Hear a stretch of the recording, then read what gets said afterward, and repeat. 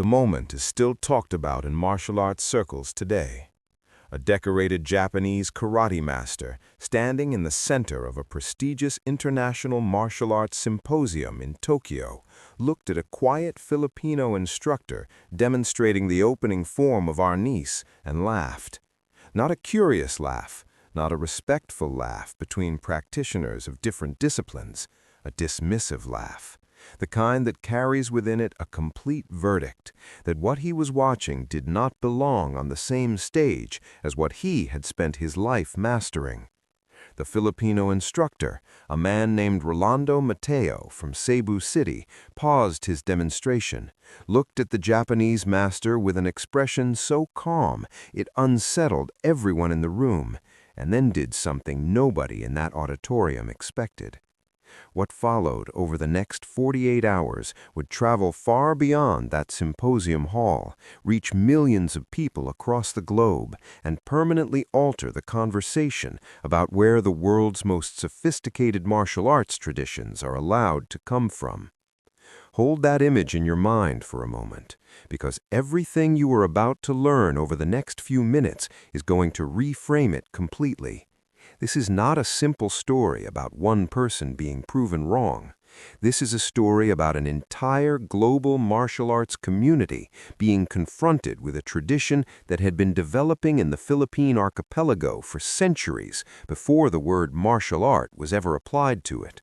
A tradition so complete in its philosophy, so precise in its mechanics, and so devastatingly effective in its application, that the moment it was finally demonstrated in full, the room fell into the kind of silence that only arrives when something genuinely extraordinary has just occurred. If stories like this are why you keep searching for something real to watch, then you have found the right channel. This is Archipelago Archive, and we are here every single week finding these stories and bringing them to you in full. Subscribe right now and hit that notification bell because you do not want to miss what we have coming after this. Rolando Mateo was 51 years old and had been practicing Arnis since he was 7. He had grown up in a barangay in the hills outside Cebu City, where his grandfather, a man the community called Lolo Andong, had taught the art in an open-air space behind his home every evening without payment and without ceremony. Lolo Andong had learned from his own father and his father's father before him in an unbroken chain of transmission that stretched back through generations of Filipino families for whom Arnis was not a sport or a hobby, but a living language, a complete system for understanding space, timing, pressure, and the relationship between a person and every object and individual in their immediate environment. Rolando had absorbed this language from childhood, the way a child absorbs their mother tongue, not through conscious study, but through daily immersion, repetition, and the gradual deepening of understanding that comes only with time and an attentive body.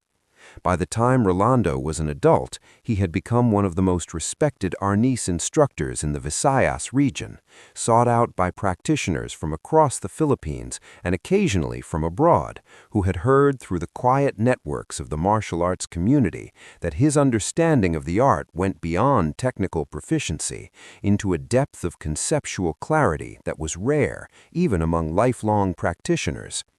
He was not a competitive fighter in the tournament sense. He had never sought titles or rankings or institutional recognition.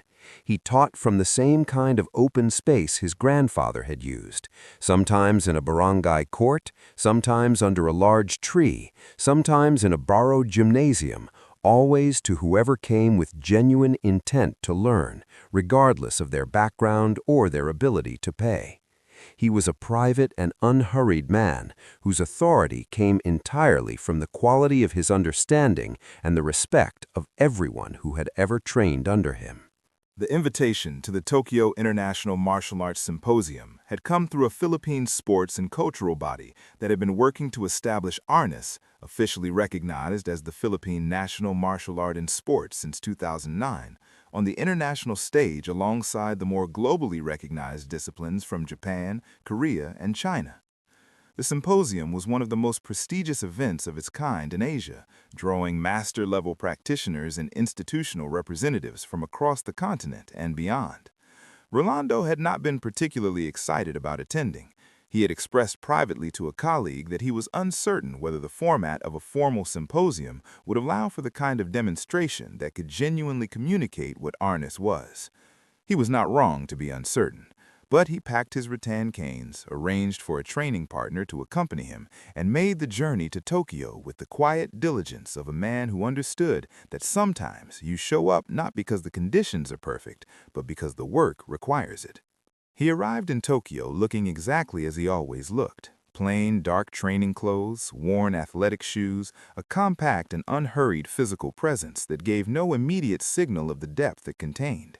At the symposium registration, he was placed in a group with instructors representing Kendo, Judo, Taekwondo, and several Chinese internal martial arts disciplines, all of them arriving with formal institutional credentials, matching training uniforms, and the visible infrastructure of internationally recognized systems. Rolando carried a canvas bag with 2 rattan canes and a change of clothes.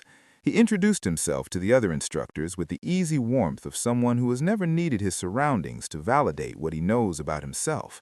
Most of them nodded politely. A few asked where the Philippines was represented in the formal martial arts rankings. One asked, with genuine curiosity rather than malice, what Arnis actually was. Rolando smiled and said that the answer to that question was better demonstrated than explained. The symposium was structured across 2 days. The first day consisted of formal presentations and panel discussions about the history, philosophy, and global reach of each represented discipline. Rolando sat through these sessions attentively, asking occasional quiet questions that the more experienced observers in the room noticed were unusually precise, the questions of someone who understood the subject matter at a level that allowed them to identify exactly where the interesting edges were. On the morning of the second day came the demonstration sessions, where each instructor was given time on the central floor to show their art in practice. It was during Rolando's demonstration, specifically during the opening foundational form, where he moved through the basic strikes and blocks of Arnis with a single rattan cane, that the Japanese karate master, a 63-year-old 8th-degree black belt named Hiroshi Tanaka, whose name carried enormous weight in Japanese martial arts institutions, laughed, and the room changed.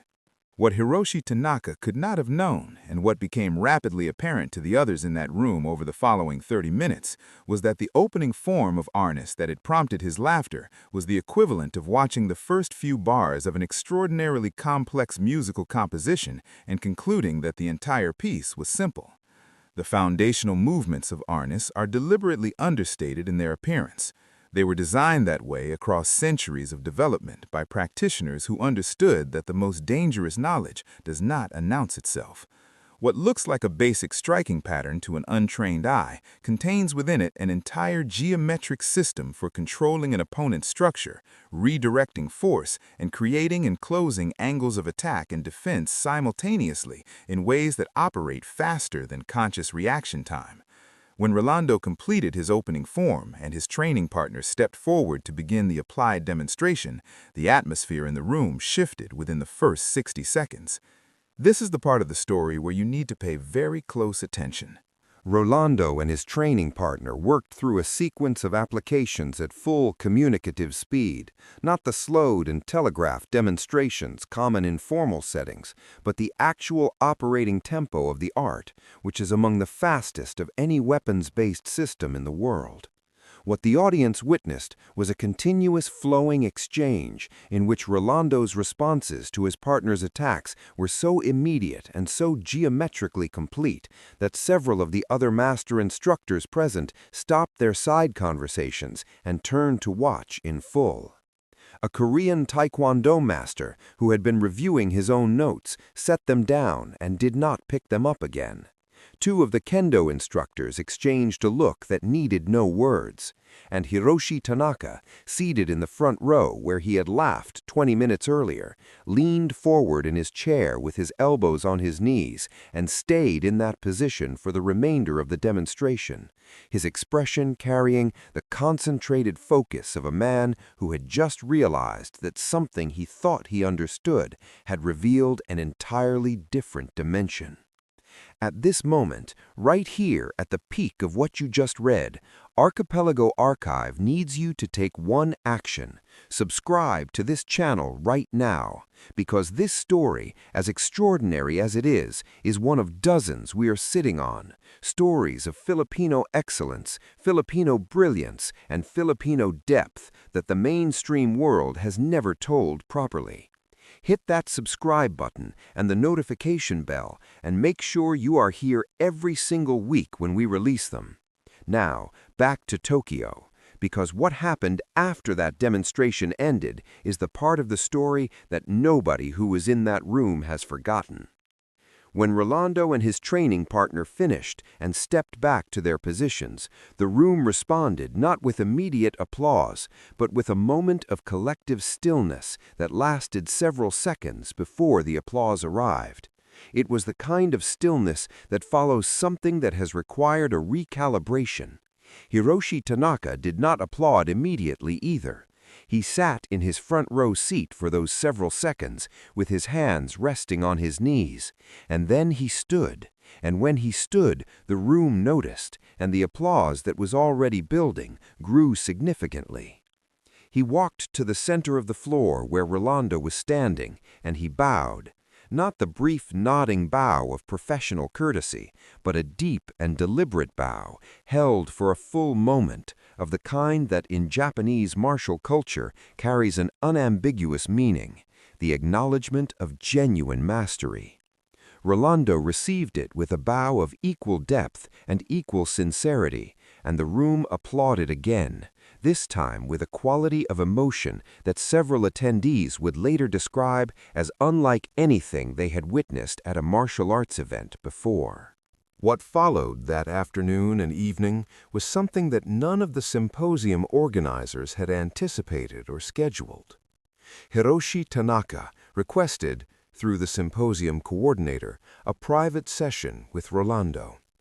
The two men spent 3 hours together in one of the smaller training rooms at the venue, working not as a senior master and a guest, but as two practitioners of different traditions exploring a shared language.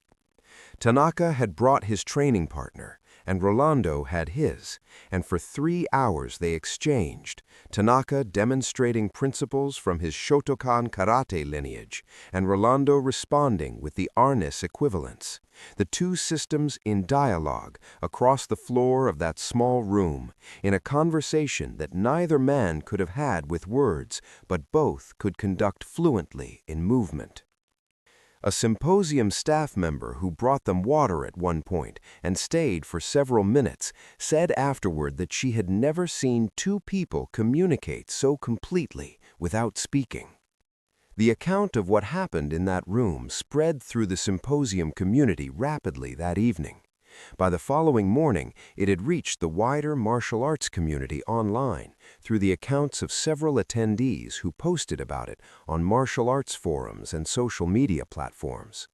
Within 48 hours, the story had been picked up by martial arts publications in Japan, the United States, and the United Kingdom.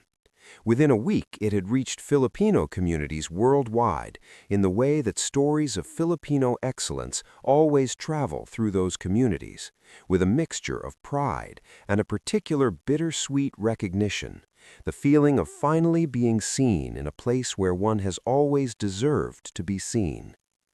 In barangays in Cebu and Manila and Davao, in OFW group chats in Dubai and Riyadh and London and Toronto, in Filipino-American community centers in California and New Jersey, the name Rolando Mateo was shared and discussed with the warmth reserved for someone who has carried something precious for a long time and finally had the chance to set it down in the light. Back in Cebu, in the open-air space behind his home where he had been teaching Arnis for over 2 decades, Rolando returned to his classes the week after Tokyo without announcement or ceremony. His students knew he had gone to Japan for something. A few had seen the social media posts and recognized him. One of his older students, a retired school teacher who had been training with him for 11 years, asked him quietly after class what it had felt like to be in that room. Rolando thought about it for a long moment and then said that it had felt like any other demonstration, that you prepare, you show up, you do the work, and whatever happens after that is in the hands of the people watching. He said the most important thing that happened in Tokyo was not the demonstration or the bow or the private session. It was a conversation he had with a young Japanese university student at the symposium dinner, who had never heard of Arnis, and who, by the end of the conversation, had written down the name of the art and asked Rolando to spell it correctly so he could look it up when he got home. Arnis, known also as Eskrima and Kali, depending on the regional tradition and the lineage of the practitioner, is one of the oldest codified martial systems in Asia. Archaeological and historical evidence places weapons-based fighting systems in the Philippine Archipelago well before the arrival of Ferdinand Magellan in 1521, and the accounts of that arrival famously record that the explorer met his end at the hands of Datu Lapu-Lapu's warriors in the Battle of Mactan, an encounter whose outcome reflected not just the courage of the Filipino fighters, but the sophistication of their combat knowledge.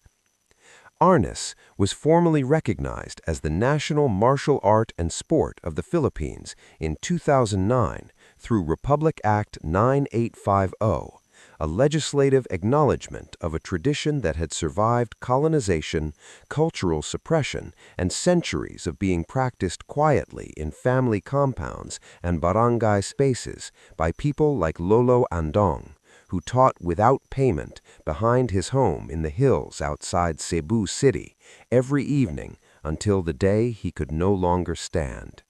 Hiroshi Tanaka made a public statement through his dojo's official channels 2 weeks after the Tokyo Symposium.